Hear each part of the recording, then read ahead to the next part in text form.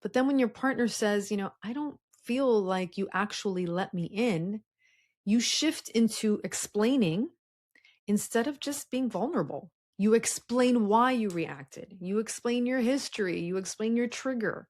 But explanation is not the same thing as emotional openness. Sometimes your partner does not need your analysis. They just need your softness. They just need your vulnerability.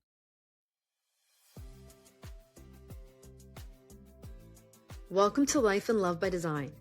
I'm life and relationship coach Odette Coronel.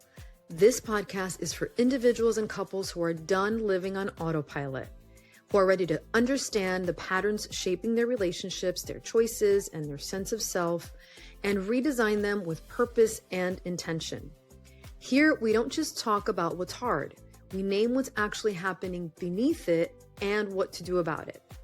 And if you start recognizing yourself or your relationship in these conversations, know that this is the exact work that I do with my private coaching clients, individuals and couples who are ready for real change.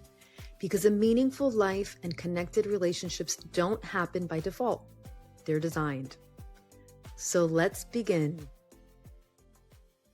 Hi, everyone. Welcome back to Life and Love by Design.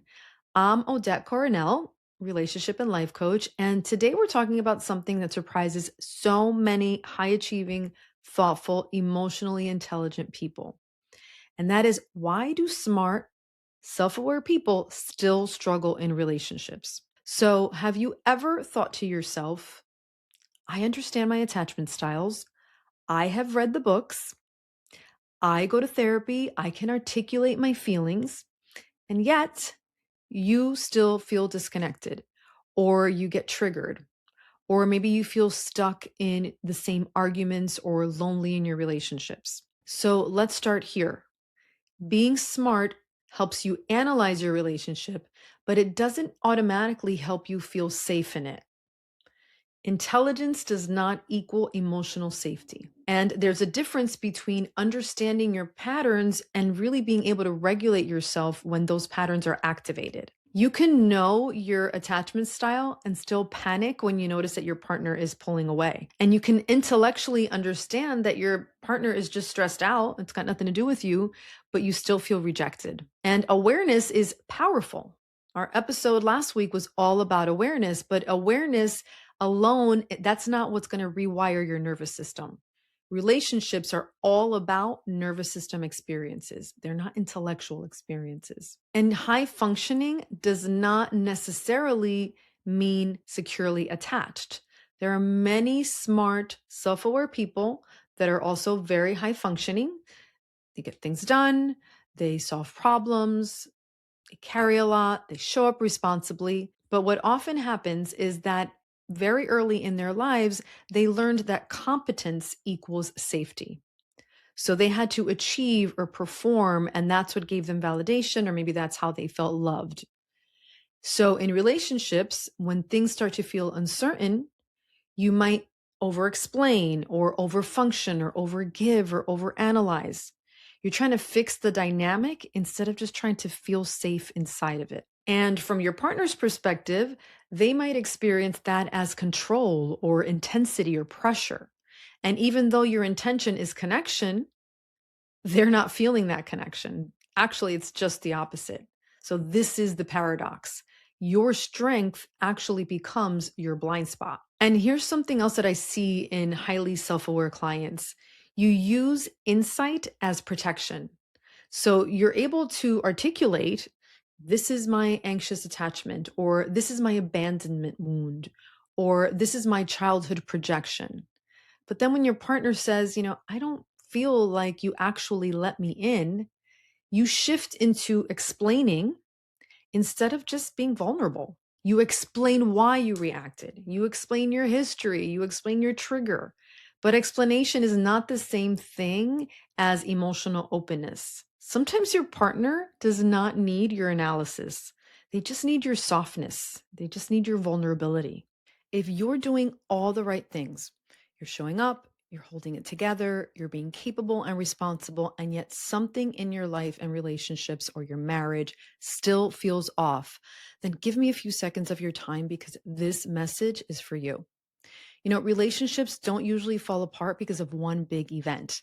More often, it's the small everyday moments when we stop being intentional, or we stop really listening, or we stop choosing connection. Those are the things that create distance over time. I work with thoughtful, high functioning individuals and couples who aren't broken, but they're feeling disconnected or misaligned or just wondering how they got here. In my coaching, we slow things down. We try to understand what's happening beneath the surface. We identify the patterns that are shaping your relationships and your choices, and then we intentionally design what comes next. So if you're listening and you're thinking, this feels like me, that's not an accident. I offer a complimentary relationship and life alignment audit. It's a focused 45-minute conversation where I'm going to help you gain clarity and identify what comes next. You can book your session by visiting odettecoronel.com. I would love to connect with you. And here's the intimacy gap that I want you to kind of notice. Some smart people, they're really great at communication skills, or they're good at conflict frameworks. They read books, they learn strategies. But intimacy requires something that's much more uncomfortable. It actually requires not knowing, not being in control, letting yourself be impacted, letting someone see the parts of you that feel kind of messy. And that can really feel terrifying for someone that's built their whole identity around competence and achievement and maybe even perfection. Because in your relationships, your intellect cannot save you from emotional risk. And that's where your struggle begins. Because relationships and love, it's risky. There's a risk that you can get hurt. It doesn't always feel good. It's messy. And that's what intimacy is all about. Another dynamic that I notice is highly capable people often end up in relationships where they unconsciously take the emotional lead. So maybe you are the one that always initiates hard conversations, or you push for growth, or maybe you're the one that suggests therapy or bring up conversations about connection. And then over time, you feel alone in this emotional labor because this becomes like your project. And then resentment starts to build. But here's the hard question that I want you to ask yourself.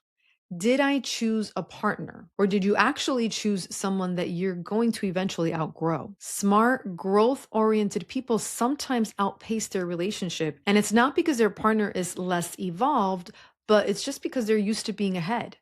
But real partnership requires allowing your partner to develop at his or her own pace without managing them, without trying to control them. And that's hard.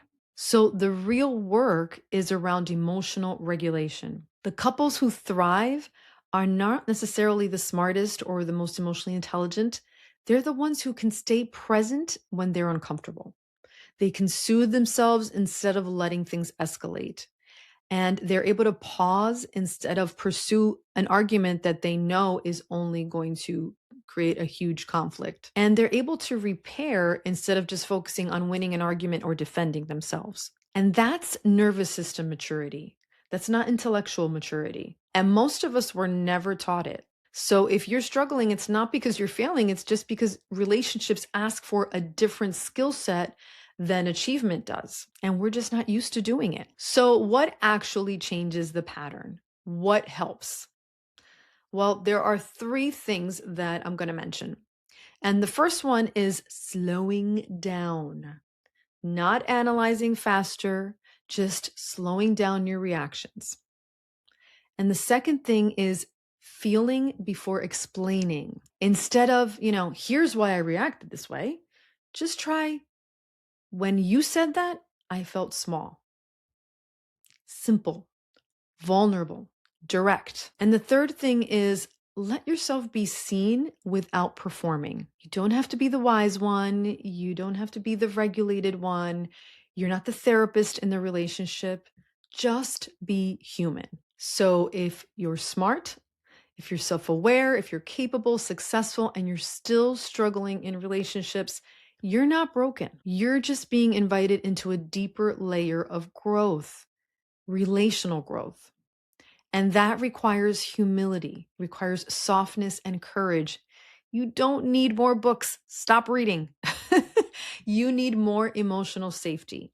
And that starts inside of you. So if this episode resonated with you, please share it with someone who is thoughtful and self aware, but quietly struggling in their relationship. And if you want support building emotional safety, intimacy, and connection, not just insight, that's the work that I do with my clients. Go to my show notes and you'll find ways to work with me. Thank you for being here. This is Life and Love by Design. And remember that your relationship isn't meant to be perfect, it's meant to be intentional. If today's episode described you or your relationship, then this is your moment. You don't need more information. You need a new way of living, choosing, and relating. And that's the work I do with individuals and couples.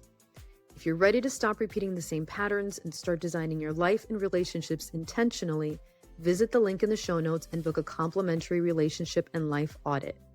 Remember, your life and your love are yours to design.